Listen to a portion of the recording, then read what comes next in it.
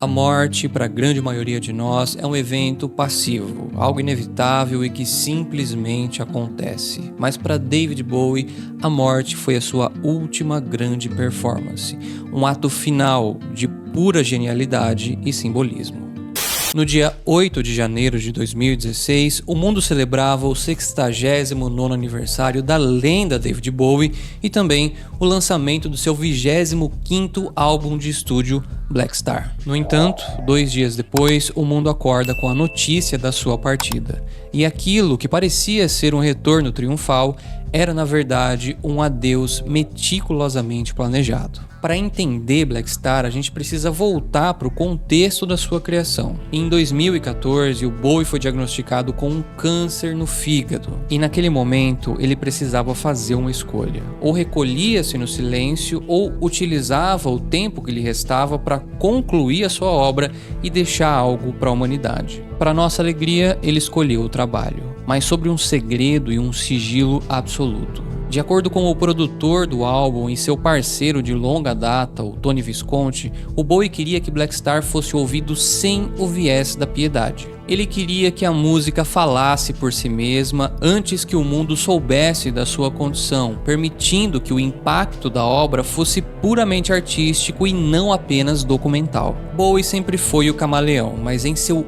último ato ele simplesmente se recusou a olhar para trás. Ele não queria um simples disco de rock nostálgico e buscou o novo no jazz experimental de Nova York. Ao recrutar o quarteto de Donny McCaslin, Bowie buscou uma sonoridade que fosse ao mesmo tempo orgânica e também alienígena. E isso aconteceu porque, segundo o Tony Visconti, o Bowie buscava por músicos que pudessem improvisar com uma qualidade que o rock simplesmente não permitia. E o resultado dessa busca é uma sonoridade tensa, onde a voz do Bowie soa propositalmente frágil. Existe uma urgência em cada nota, como se ele estivesse expandindo seus limites enquanto seu corpo físico se retrai. A icônica faixa título, com seus quase 10 minutos de duração, é uma verdadeira peça fúnebre, dividida em 2 etapas, uma ritualística e uma celestial. Carregada de simbolismos, ela representa um verdadeiro ritual de passagem, algo para além desse mundo. No belíssimo curta-metragem que acompanha a música, a gente vê logo de cara um crânio de um astronauta incrustado com joias. Mas isso não é só uma referência clara ao Major Tom, mas sim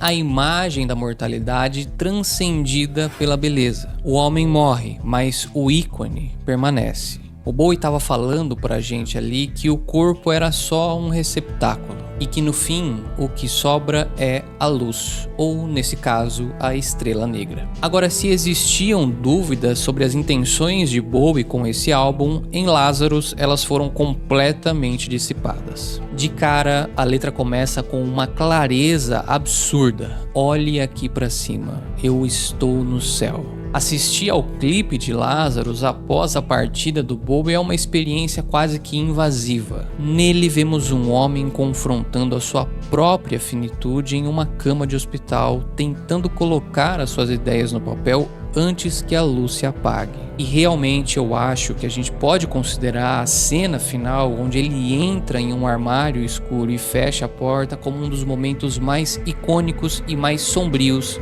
da história da música. E por mais intenso que esse final possa parecer, não existe um drama excessivo nele, mas sim a simples e serena aceitação do fim do espetáculo. Mas para além de toda a parte artística, musical, poética e simbólica, a genialidade de Black Star mora no seu timing. O Bowie projetou o disco para que ele mudasse de significado 48 horas depois do seu lançamento, transformando o luto global em parte da experiência de ouvir o álbum. Do dia para a noite, aquelas letras todas que pareciam metafóricas tornaram-se literais. Ele nos deu todas as pistas, mas só permitiu que decifrássemos elas quando ele já não estava mais aqui. E como bem destacou o Tony Visconti, o Bowie não foi embora como alguém que já tinha passado do seu tempo. Não, ele saiu de cena no auge da sua capacidade criativa e entregou pra gente a sua obra-prima. O gênio David Bowie, que passou a sua vida